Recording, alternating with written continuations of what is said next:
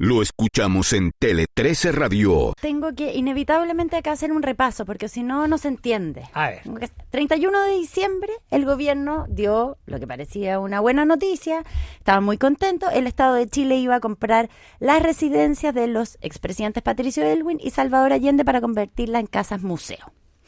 El día anterior, entonces, se habían firmado los contratos de compra-venta con ambas familias en una notaría en Santiago. Perdón, déjame interrumpirte. Menos 0,2 el IPC de diciembre. Menos 0,2. Va a bajar la UEF. Buena noticia. Buena noticia. Buena noticia. Por eso interrumpí. Disculpa. Ya, muy bien. Gracias, Josefa. Bueno, solo entonces faltaba, ya se había firmado en la notaría el contrato de compra-venta, faltaba firmar el decreto de aprobación de la compra por parte del Ministerio de Bienes Nacionales e inscribir los inmuebles a favor del fisco ante el conservador de bienes raíces, tras lo que se concretaría el pago. Importante tener todo eso antecedentes. 2 días después, apenas pasado el año nuevo, el medio Fast Check arruinó la fiesta con un antecedente. La contraparte del fisco en esta operación era, entre otras personas, la ministra de Defensa, Maya Fernández, nieta de Salvador Allende, y una de las propietarias de la casa de Guardia Vieja. Y entonces se informa esto. Y al día siguiente se empieza a levantar polvareda, fue portada de la segunda. Y eso también contribuye a que agarre más visibilidad.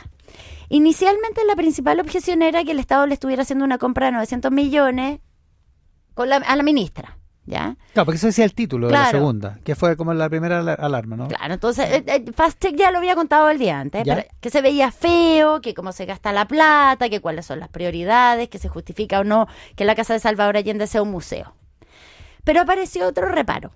Es ilegal, dijo la senadora UDI Luz Ebensperger, que fue la primera persona que yo vi, no sé si fue la primera que lo dijo, pero la primera que yo vi que mencionó este tema, dice: si la casa está a nombre de la ministra de Defensa mientras ejerce el cargo, tiene una prohibición legal de celebrar cualquier tipo de contrato con el Estado. Lo dijo Nemol. La Constitución, efectivamente, en el artículo 37 bis, dice que durante su ejercicio los ministros no pueden celebrar o caucionar contratos con el Estado. Y en el caso de los parlamentarios, la Constitución en su artículo 60 es aún más tajante, dice: cesará en el cargo el diputado o senador que durante su ejercicio celebrare o caucionare contratos con el Estado.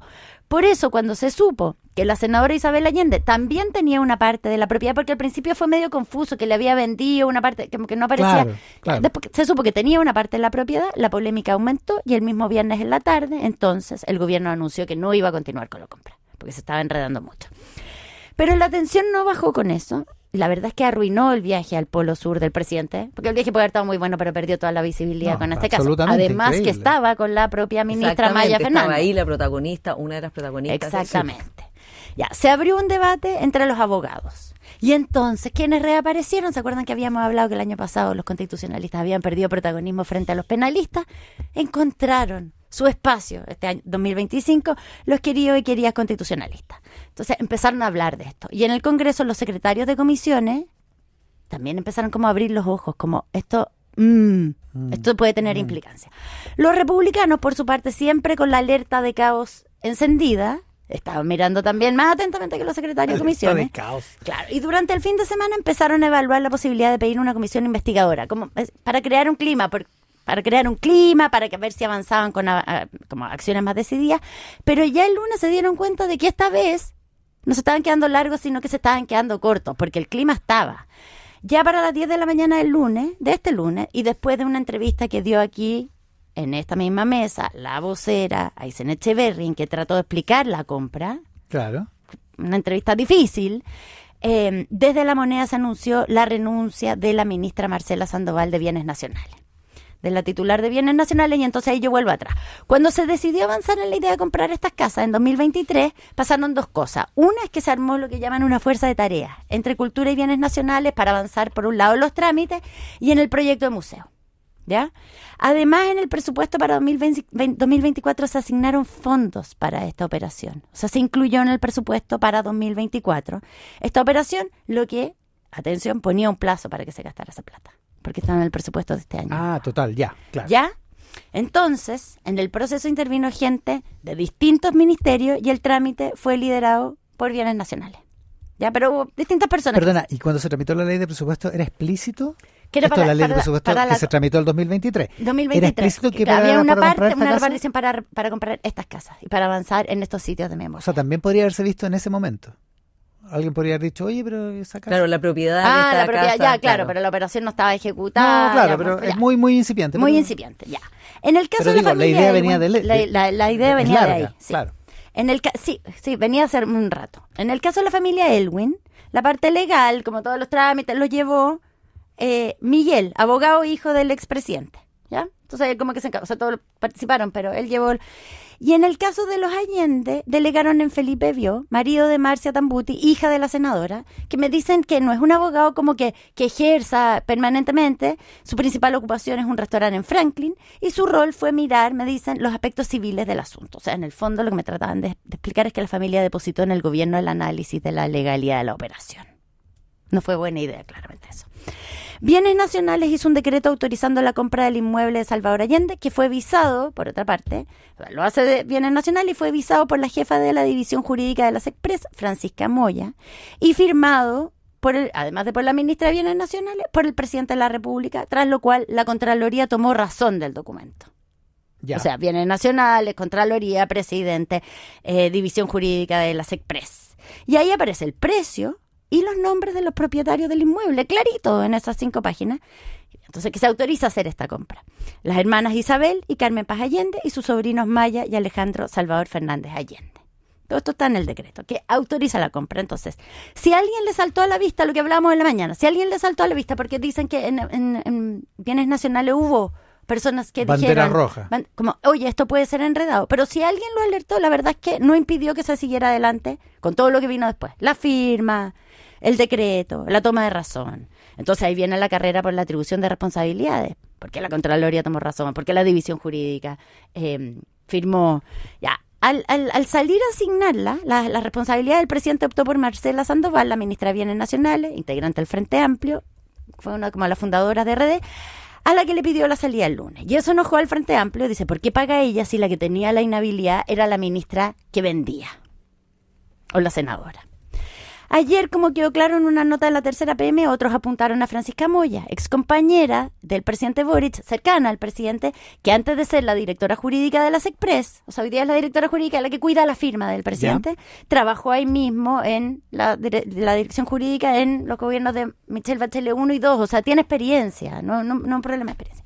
Ella avisó el decreto, pero sus defensores dicen en La Moneda que este decreto solo velaba por el aspecto formal, que el decreto estuviera en regla, no por el fondo, como quién eran los compradores, y que en ese aspecto estaba correcto, tanto que pasó por la Contraloría. Claro, sí. O sea que la Contraloría también consideró que está correcto. Claro, porque era formalmente y legalmente correcto. Ya, pero igual todos admiten que alguien acá, que hubo al menos bastante instancia en que se pudo levantar una alerta. Claro, porque me dicen, en la Contraloría hacen...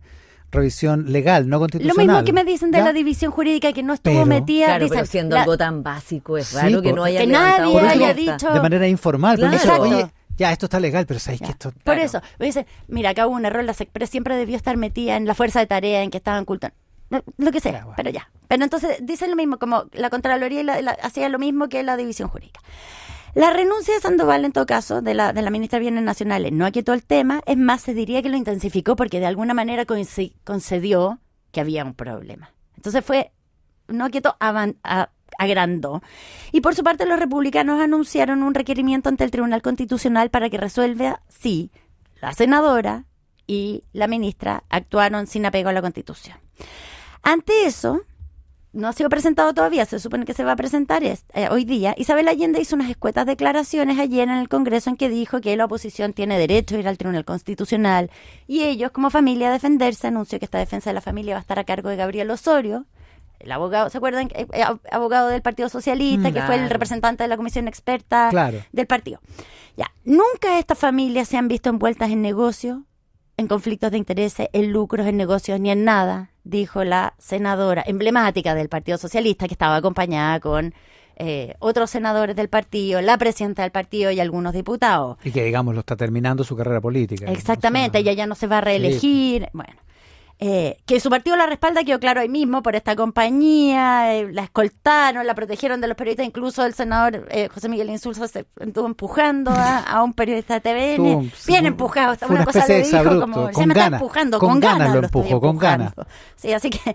No negó el hecho. No negó el hecho y quedó bien claro que está respaldada por su partido la senadora. Pero los abogados tienen un debate sobre el asunto de fondo. ¿Debería ser cesada en el cargo? ¿Violó el mandato constitucional la ministra Maya? ¿Debería ser cesada en el cargo la senadora? Unos dicen que al echarse para atrás la compraventa, el contrato de compraventa, que sí se firmó, sabemos que se firmó el 30 de diciembre, no tuvo consecuencias, no se pagó, no se inscribió la casa, no hubo lo que los abogados llaman perfeccionamiento, no se perfeccionó el contrato. Eso es lo que dice la abogada Aysén Echeverri, portavoz del gobierno. Lo que dice la portavoz del gobierno y lo que dicen algunos partidarios del gobierno también. Bueno, y también lo dicen algunos abogados. Otros dicen que sí, que el retracto no tiene importancia para estos efectos. Cuando vendes o compras una casa y tu contratante se arrepiente después de firmar todo ante notario, ¿hubo o no hubo contrato? Me decía ayer un abogado constitucionalista. Que ve también estos temas. Hubo, aunque después quieran deshacerlo, aunque decían deshacerlo, como en este caso. Eso es lo que va a terminar siendo dirimido en el Tribunal Constitucional con este requerimiento. ¿Tuvo o no tuvo efecto el contrato? De hecho, la portavoz, perdona la apostilla, la portavoz ayer dice que se va a resiliar el contrato. Sí, claro. Espérame un segundo, porque ya, muchos dicen que el Tribunal Constitucional está politizado, ya, y entonces que está cargado el oficialismo, y entonces que esto no va a pasar.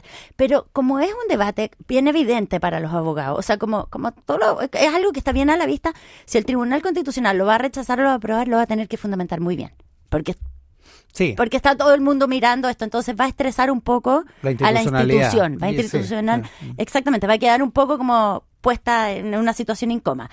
Pero para que el gobierno decidió realizar lo que tú dices, una resiliación, para que no queden dudas, que es una forma de extinguir una obligación por el mutuo acuerdo de las partes. Pero en este caso, ya mediante una escritura pública se dice como nos retractamos de esto, las dos partes. Pero si se hace ese trámite, no estás concediendo de alguna manera que el contrato tuvo efecto, claro, también hubo algo, por eso que hubo algo y entonces lo tienes que... Eso es lo que te iba a decir. Un destacado penalista de la plaza me dice, en este momento, es una forma de dejar sin efecto un contrato que ya se celebraba. Claro. Exacto, entonces ya estás asumiendo que ya hubo un contrato. Que hubo algo. No sé, entonces no sé si resiliarlo es para mejor o para peor para efectos de lo que quiere lograr el gobierno, que es que esto se extinga. Ahora, tiene que resiliarlo, porque si no, no puede recuperar el vale visto, o sea, es un lío. Una más, un amigo ligado al mundo inmobiliario me dijo, cuando hay una compraventa, la contabilidad de la inmobiliaria, en el momento de la firma de la escritura, reconoce como un activo el precio pagado.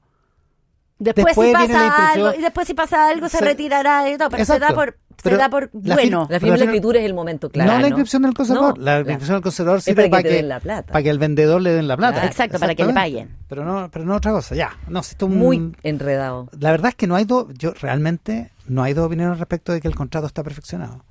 O sea, de verdad, lo podrán decir en todos los tonos, pero tengo abogados nobles y abogados con mucha experiencia, constitucionalistas y penalistas, civiles. He hablado con varios abogados y todos me dicen lo mismo. Como te decía, ayer el debate estaba descrito con las opiniones de distintos abogados en la segunda. Lo que pasa es que los abogados también tienen su corazón político. Sí, y tiende a coincidir que los de, en algunos casos los más politizados, los de derecha tienen una opinión y los que no son, los que son de izquierda tienen otra. Más incomprensible que en la fuerza de tarea no hubiera habido abogados que hayan leído la Constitución, digo yo. Sí. Bueno. La cosa y el precio. Parece que se estudia poco la Constitución. Es que como la querían cambiar, a lo mejor. Ahora, como decía el senador Galilea, es más o menos evidente, si no es tan... O sea, realmente no hay que saberse la Constitución. O sea, no hay que saberse la Constitución para saber que trámites con el Estado hay que tener extra cuidado, ¿no? Tele 13 Radio Podcast. Lo que tienes que escuchar. www.tele13radio.cl